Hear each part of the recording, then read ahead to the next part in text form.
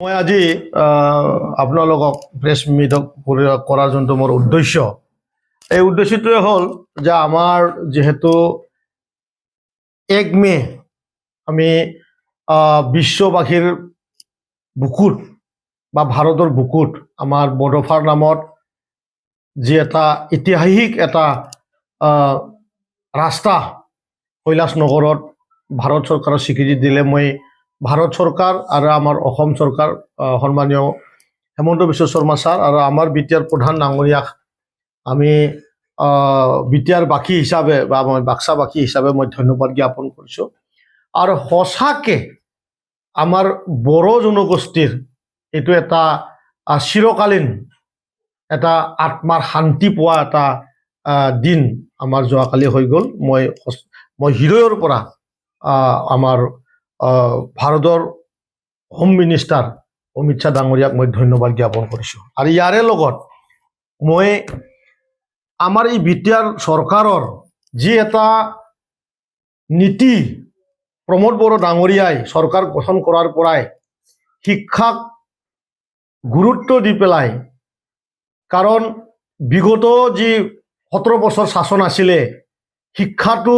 ভৰিৰ তলত মোহৰাই ৰাখি পেলাই হাগ্ৰামাই যি ধৰণৰ পৰিৱেশ হত্যা হিংসাৰ চলাইছিল শিক্ষা বুলি ক'লে শিক্ষা স্কুলত ছাগলী বান্ধা এটা ভঁৰাল বনাই থৈছিল গুৰু বান্ধা এটা মানে ভঁৰাল বনাই থৈছিল আৰু শিক্ষা লোৱা মানুহক কেনেকৈ কৰি ধ্বংস কৰিব পাৰে শেষ কৰিব পাৰে তাৰ পৰিকল্পনা কৰি তেখেতে 17 বছৰ হিটলাৰী শাসন কৰি পেলাই আমাৰ উঠি অহা ল'ৰা ছোৱালীবিলাকক এটা একেবাৰে নিমমা অৱস্থা শিক্ষা ল'ব পৰা ব্যৱস্থা কৰি নিদিয়াৰ আজি প্ৰমোদ বড়ো ডাঙৰীয়াই এই 4 বছৰতে অসমৰ ভিতৰত এনেকুৱা এটা পৰিৱেশ আমাৰ উত্থান হ'ল যোৱা বছৰ চিৰাঙত এইবাৰ বাক্সাত আমি বাক্সাবাসী হিচাপে বহুত গৌৰৱিত হৈছোঁ আজি আমি বাক্সা ডিষ্ট্ৰিক্টে আমাৰ আৰ্টছ ষ্ট্ৰীমত আমি ফাৰ্ষ্ট ৰেংকত অসমৰ ভিতৰত যাবলৈ সক্ষম হৈছোঁ এইটো সৰু কথা নহয় এইটো হাৱাত উৰি যোৱা কথা নহয় এই পজিশ্যন আনাৰ কাৰণে সন্মানীয় প্ৰমোদ বড়ো ডাঙৰীয়াই 24 ঘণ্টাৰ ভিতৰত তেখেতে মাত্ৰ 4 ঘণ্টা 5 ঘণ্টা ধৰি শুই পেলাই তেখেতে এই ৰিজাল্টটো আনিছে আজি বাক্সা খালি আৰ্টছত নহয় শিক্ষা যেহেতু খালি আৰ্টছত কিয় তাৰ পৰিণামটো আমি কমাৰ্চতো পাইছোঁ কমাৰ্চত আমি অসমৰ ভিতৰত বাক্সা ডিষ্ট্ৰিক্ট আজি 2nd ডিভিজন 2nd ৰেংক আমি সায়েন্সত আজি 3rd ডিভিজন মানে 3rd ৰেংকত আমি বাক্সা আজি পাবলৈ সক্ষম হৈছে এইটো অসমৰ এটা বুৰঞ্জী আমাৰ সেই বাক্সা ডিষ্ট্ৰিক্টৰ হৈ গ'ল একমাত্ৰ মানুহৰ কাৰণে এইটো হ'ল আমাৰ বিটিআৰ প্ৰধান প্ৰমোদ বড়ো ডাঙৰীয়াৰ যি 18 ঘণ্টা সাৰ্ভিস যি 20 ঘণ্টা 24 ঘণ্টাৰ ভিতৰত সাৰ্ভিস ইয়াৰ আমি আজি সাৰ্টিফিকেট পাবলৈ সক্ষম হৈছোঁ সঁচাকৈ মোৰ হৃদয়টো কান্দি উঠিছে মই এনেকুৱা এটা মোৰ আনন্দ মোৰ গৌৰৱ মই অনুভৱ কৰি আছোঁ যোৱা 2-3 দিন ধৰি যে সঁচাকৈ যে এটা ভাল এটা গাছ ৰুলে গাছত পানী যদি আমি সাৰ যদি আমি ভালকৈ দিওঁ মানুহে যদি সঁচাকৈ চিন্তা কৰে যে নাই বনাব পাৰে আমাৰ অঞ্চলতো হিংসা শেষ কৰি পেলাই সকলোকে সমান অধিকাৰ দি পেলাই আমিও কিবা গঠনমূলক কাম কৰিব পাৰে তাৰ পৰিণামটো আমাৰ প্ৰমোদ বড়ো ডাঙৰীয়াই দিছে এই কাৰণেই বাক্সাবাসী ৰাইজে আজি এই যোনটো সপোন বিটিআৰৰ প্ৰধান ডাঙৰীয়াৰ সপোনটো বাস্তৱ কৰিবলৈ সক্ষম হৈছে কোনোৱে ভাবিব নোৱাৰা কথা এই অসমতো বা আমাৰ ভাৰতৰ বিভিন্ন ঠাইত তেনেকুৱা কাম খুব কমেই হৈছে আমি কেইদিনমান আগতে বৰ্মাত আমাৰ যোনটো স্পেচৰ কাৰণে যোনটো লেব স্পেচত যোৱা যোনটো লেব সেই লেবটো তাতে মানে নিৰ্মাণ কৰা হৈ গ'ল তাৰ লেবৰেটৰী সেট কৰা হৈ গ'ল ইয়াৰ পৰা আমি কি আশা কৰিব পাৰোঁ আমি একেবাৰে স্পষ্ট যি ধৰণৰে আমি বাক্সাবাসী ৰাইজে আৰ্টছত নাম্বাৰ 1 আমাৰ অসমৰ ভিতৰত কেইদিনমান পিছতে আমাৰ বিটিআৰ অঞ্চলৰ ল'ৰা ছোৱালীয়ে এতিয়া স্পেচত গৈ পেলাই তাত স্পেচৰ মানে সাৰ্ভে স্পেচত গৈ পেলাই তেখেতসকলে এই জ্ঞানটো পাব, ৰকেট যোনটো ছায়েন্স, এই ছায়েন্সটো তাতে পাব। মই সঁচাকৈ ধন্যবাদ জ্ঞাপন কৰিছোঁ তেখেতক যে আহি থকা দিনত তেখেতে আৰু এনেধৰণৰ কামটো কৰি গৈ থাকিব। বিটিআৰ চৰকাৰৰ মই এজন কাৰ্যবাহী সদস্য, মই তেখেতৰ লগত কাম কৰি আজি এই সময়ত গৌৰৱ অনুভৱ কৰিছোঁ। আৰু এইকাৰণে আপোনালোকক নিমন্ত্ৰণ কৰি আহিছোঁ। ইয়াৰো বাদে মোৰ কেইটামান কথা আছে। এইটোৱে হ'ল, যি আমাৰ দাঙাবাজি, যি আমাৰ হত্যা হিংসা, যি আমাৰ মাজত বৰ অবৰ সৃষ্টি হ'ল, যি মানে আমাৰ এটা জাতিৰ লগত বিশ্বাস নোহোৱা হ'ল, বিশেষ কৰি মাটিক লৈ পেলাই, মাটিৰ মানে পাত্তা নিদিয়াটো লৈ পেলাই যি এটা সন্ত্ৰাস হৈ গ'ল, অন্য জাতিবিলাকে এই বিটিআৰ অঞ্চলত বাস কৰাটো কমফৰ্ট ফিল কৰা নাছিল। তাৰ মেইন কাৰণটো আজি মই আপোনালোকৰ এই কেমেৰাত আপোনালোকক দিবলৈ মই খুজিছোঁ। ইয়াত যোৱা 24 তাৰিখৰ যোনটো আমাৰ বাজেট ছেশ্যন হৈছিলে, বাজেট ছেশ্যনত তাত ৰেভিনিউ ডিপাৰ্টমেণ্টৰ পৰা তাত যোৱা 17 বছৰত হাগ্ৰামায়ে কিমান লাখ মানুহক মাটিৰ পাত্তা দিছে তাৰ তথ্য সদনৰ, এই পবিত্ৰ সদনত আমাৰ লেণ্ড ৰেভিনিউ ডিপাৰ্টমেণ্টৰ EM ডাঙৰীয়াই দাঙি ধৰিছে। মই বিটিআৰবাসী ৰাইজক চিঞৰি চিঞৰি কৈছোঁ, বিটিআৰবাসী ৰাইজক মই মানে হৃদয়ৰে মই আৱাজ দি কৈছোঁ, মোৰ আৱাজ, মোৰ কণ্ঠ আপোনালোকে শুনক। মই কোনো ৰাজনীতি কৰা নাই, মই কোনো এক্টিং কৰি কথা কোৱা নাই। মই ৰাকেশ ব্ৰহ্ম, মই মিছা কথা কৈ পেলাই বিটিআৰৰ ৰাইজক মই ভুল কথা নকওঁ। ৰাজনীতিকটো বাদ দিয়ক, সত্যটো ইয়াত দাঙি ধৰিছে। কিমান লাখ মানুহক হাগ্ৰামা মহিলাৰী ডাঙৰীয়াই পাত্তা দিছে। ইয়াত আপোনালোকে দেখা পাব 17 বছৰৰ এখন তালিকা, তাত ৰেভিনিউ লিখা আছে বগৰীবাৰী, তাত মাত্ৰ তেখেতসকলে 4টা মানুহক মাটিৰ পাত্তা দিছে 17 বছৰত। ইমান লাজ লগা কথা, পুৰিবলৈ লাজ লাগিছে। এইখনত গোসাইগাঁও মাত্ৰ 14টা 17 বছৰত, ভাওৰাগুৰি মাত্ৰ মানে তাত দিয়াই নাই 0, ভাওৰাগুৰি এজনকো দিয়া নাই 17 বছৰত। ভাওৰাগুৰি বাসী ৰাইজ, হাগ্ৰামা মহিলাৰী ডাঙৰীয়াৰ কোম্পানী, পচা মাংসৰ কোম্পানী যদি অহাকালি বা পৰহি আপোনালোকৰ গাঁৱত অঞ্চলত যদি মাটিৰ পাত্তা কথা কৈ দিম বুলি মই কৈছোঁ, আপোনালোকে তেখেতসকলক বহিবলৈ নিদিব। তেনেধৰণৰ অভদ্ৰ মিছলীয়া ননচেন্স মানুহবিলাকক আপোনালোকে ওচৰত চাপাই নল'ব। এই কাগজখন মিছা নহয়। দথমাত দিছে মাত্ৰ 11 জনক 17 বছৰত, কোকৰাঝাৰত দিছে মাত্ৰ 55 জনক, চিটলিত দিছে 980 জনক, বেংটলত দিছে মাত্ৰ 89 জনক, বিজনীত দিছে মাত্ৰ 29 জনক, তামোলপুৰত দিছে 173। মই আপোনালোকক এইখন কাগজটো গতাই দিম আৰু বিটিআৰবাসী ৰাইজে মোৰ ফোন নম্বৰত ফোন কৰি পেলাই সেই কাগজখন ল'ব পাৰিব। চিৰাঙৰ ৰাইজ, চিৰাঙৰ আমাৰ বড়ো ভাইসকলৰ বহু সময় দেখা পাওঁ আমি পাহাৰ ওচৰত গৈ পেলাই মাটিৰ বিটিআৰ চৰকাৰে মাটি এভেকশ্যন কৰি আছে, বিটিআৰ চৰকাৰে খেদিবলৈ গৈ আছে, মাটিৰ পাত্তা দিয়া নাই বুলি কৈ আছে। তেখেতসকলে 17 বছৰত মাত্ৰ 1673, 17 বছৰত মাত্ৰ 1673 মানুহক মাটিৰ পাত্তা দিছে। ইমান লজ্জাজনক, চি বুলি কৈছোঁ মই লাজ পাইছোঁ। এই সময়ত তেখেতসকলে মানুহ হত্যা কৰাৰ আৰু মাটি কাঢ়ি লোৱাত, এটা জাতিৰ লগত সংঘাত কৰাত, পইচা কামোৱাত, দুনিয়াৰ মহিলাবিলাকক পিকনিক খাবলৈ যাৱাত, এই আটাইবিলাক কামবিলাক তেখেতসকলে কৰি আছিল। মই লজ্জা পাইছোঁ, মই বহুত লজ্জা পাইছোঁ যে এনেকুৱা এটা লিডাৰশ্বিপ তেখেতসকলে কৰিবলৈ পাৰে। আনফালেদি আমাৰ চৰকাৰে 4 বছৰত আমাৰ পুৰা ইয়াতে থন্ন আছে, আমাৰ সদনৰ মজিয়াত পবিত্ৰ সদনৰ মজিয়াত আমি এলটমেণ্ট দিছোঁ আজিলৈকে 16,400 4 বছৰত আমি 16,400 আমি এলটমেণ্ট দিছোঁ আৰু মাটিৰ সেটেলমেণ্ট আমি কৰিছোঁ টোটেল বৈশুমতিয়ে হওক বা লেণ্ড মেলাই হওক 2,74,000 মানুহক আমি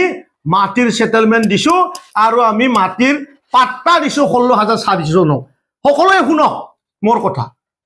সকলোৱে শুনক বিটিয়াৰবাসী ৰাইজে ওদালগুৰিৰ পৰা শ্ৰীৰামপুৰলৈ ৰৌতাৰ পৰা শ্ৰীৰামপুৰলৈ শুনক এই মিছলীয়াবিলাকক আপোনালোকে আৰু গাঁৱত সোমাবলৈ নিদিব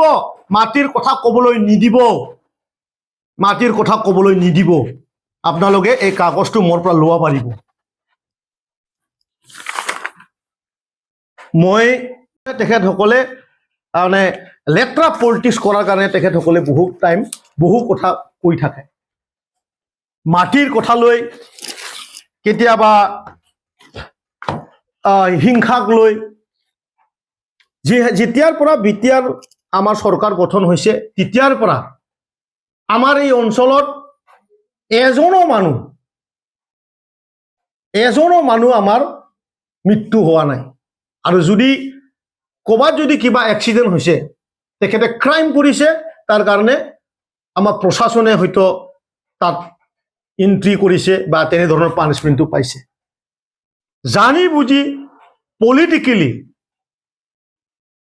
হাগ্ৰামাৰ চৰকাৰৰ সময়ত 3,000ৰো মানুহ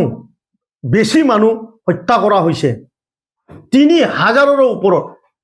সাৱধান হৈ যাওক ৰাইজ কেইদিনমান আগতে মই দেখা পাইছোঁ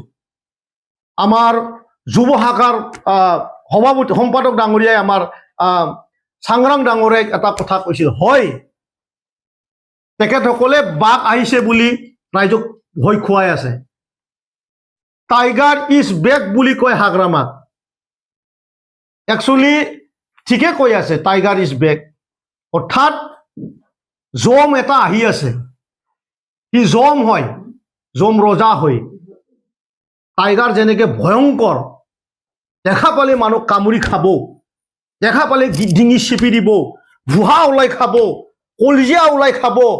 তেখেত এইটোৱে মানুহ হয় আৰু তেখেতসকলে ঠিকে কৈ আছে কিন্তু আমাৰ ৰাইজে কিন্তু কথাটো অলপ পলমকেহে বুজিছে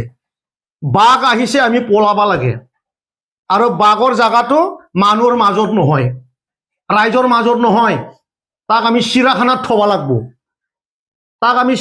থব লাগব এইবাৰ গুৱাহাটী চিৰাখানাত বাঘৰ সংখ্যা বহুত কম হৈছে গতিকে গোটাই বিটিআৰৰ ৰাইজে মিলি জুলি তাক ধৰি তাক গুৱাহাটী চিৰাখানাত থৈ দিব লাগিব কেইদিনমান আগতে দুৰ্গা দাস ডাঙৰীয়া এজন দালাল তেখেত গুৱাহাটীত বহুত বছৰ মাটিৰ দালাল কৰিলে পলিটিক্সৰ দালাল কৰিলে আৰু বা কি টাইপৰ দালাল কৰিছে দালালিৰ কোনো সীমা নাই কি টাইপৰ দালাল কৰি তেখেতে গুৱাহাটীত বাস কৰি আছিল আজিৰ পৰা 5 বছৰ আগত এই কথা বাৰ্তাবিলাক আমি ভালকে জানো দুৰ্গা দাস বড়োৰ পুৰা বুৰঞ্জী কলা অধ্যয়ন কলা আখৰেৰে লিখা কলা কিতাপ আমাৰ হাতত আছে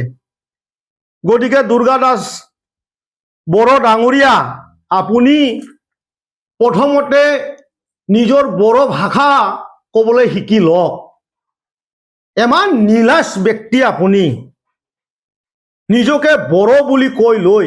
এটা শব্দ আপুনি বড়ো কথা ক'ব নাজানে আৰু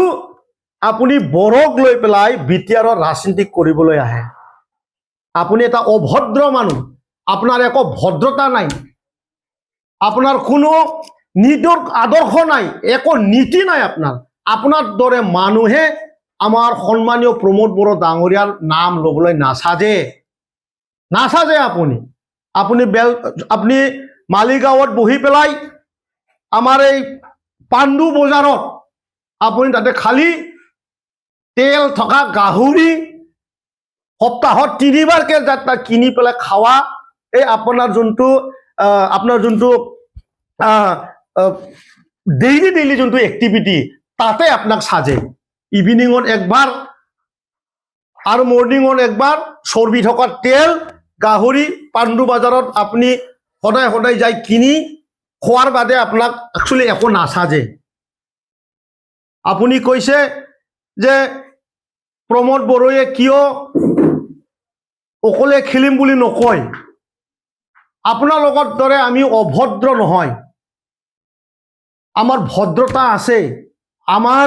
নিজস্ব এটা গঠনমূলক সিদ্ধান্ত আছে সন্মানীয় দিলীপ শইকীয়া ডাঙৰীয়া সন্মানীয় আমাৰ অসমৰ মুখ্যমন্ত্ৰী ডাঙৰীয়া আগতে একে কথাই কৈ আছে যে বিজেপি আগতো অকলে খেলিছে আপুনি নাজানে নাকি আপুনি কোন মানুহক মিছা কথা কি এটা এনভাইৰনমেন্ট ক্ৰিয়েট কৰিবলৈ চেষ্টা কৰে যোৱা সমস্যাত বিজেপি অকলে খেলিছে ইউপি পিলে নিজে আমিও অকলে খেলিছো আমাৰ কাৰো লগত মিত্ৰতা নাই আমি এনডিএ হৈ আছো আমাৰ যি ডিসিশন আজিৰ সময়ত এই ডিসিশনটো এতিয়া এনডিএ ল'ব অজ্ঞানী ব্যক্তি আমি যদি কওঁ অকলে খেলিম তথাপিও নহব কাৰণ এনডিএ এটা ডাঙৰ এটা সকলোকে বহুখিনি দল লৈ মিলি পেলাই এটা মানে এনডিএ মাৰ্চ কৰা এটা আমিও ইউপিপিএল দল গতিকে আপোনাক আজি এই কথাৰে কৈছো আপোনাৰ কলা যোনটো ইতিহাস এই ইতিহাসটো আমাৰ হাতত মজুদ আছে গতিকে আপুনি বহুত বেবাই নাথাকিব বজাৰত গৈ ক'বাত গৈ প্ৰথম কাম আপুনি কৰক মই আপোনাক এডভাইস দিছো আপুনি বড়ো ভাষাটো শিকি লওক আৰু বাকি দালালিগিৰি কৰাটো বন্ধ কৰক আপোনাৰ দৰে মানুহে পলিটিক্সত নাসাজে আপুনি খালি বিল্ডিং বনাবলৈ নিজৰ ঘৰখন সজাবলৈ নিজৰ ল'ৰাটো বাহিৰত পঢ়াবলৈ নিজৰ ঘৈণীয়েকক ডাঙৰ ডাঙৰ সোণা গনা পিন্ধাবলৈ তাৰ কাৰণেহে আপুনি পলিটিক্স কৰে ডেইলি গাহৰি খোৱাৰ কাৰণে পাণ্ডু ঘাটত গৈ গাহৰি কিনাৰ কাৰণেহে গাহৰি খোৱাৰ কাৰণেহে আপুনি পলিটিক্স কৰে আৰু ৰাতিপুৱা হলে পেপাৰখন অসমৰ যিমান পেপাৰ আছে তাক পঢ়িব ইয়াৰ ওপৰত ৰাতিপুৱা প্ৰেছ মিডিয়া মাতি পেলাই এনালাইসিস কৰাৰ বাদে আপোনাৰ দৰে মানুহে কোনো গাঁৱৰ ঘৰত যায় ৰাস্তা ঘাট বনোৱাৰ পৰা কোনোবা মানুহে ঘৰ পোৱা নাই ইয়াৰ ওপৰত টিভি শ্বট বহি পেলাই দুই আখাৰ ডাঙৰ ডাঙৰ লেকচাৰ মাৰিলে পলিটিচিয়ান নহয় ডাঙৰীয়া তো মই বিটিআৰৰ ৰাইজ মই সকলোকে মই ধন্যবাদ জ্ঞাপন কৰিছো বিশেষ কৰি যোৱাকালি যোনটো আমাৰ দিল্লীত আমাৰ বড়োভাৰ নামত যোনটো কৈলাশ নগৰত যোনটো এটা আমাক ৰাস্তা নাম তাত কৰা হৈ গ'ল ভাৰত চৰকাৰ অসম চৰকাৰ আৰু বিটিআৰ চৰকাৰ বিটিআৰ প্ৰধান ডাঙৰীয়াক মই ধন্যবাদ জ্ঞাপন কৰিছো ধন্যবাদ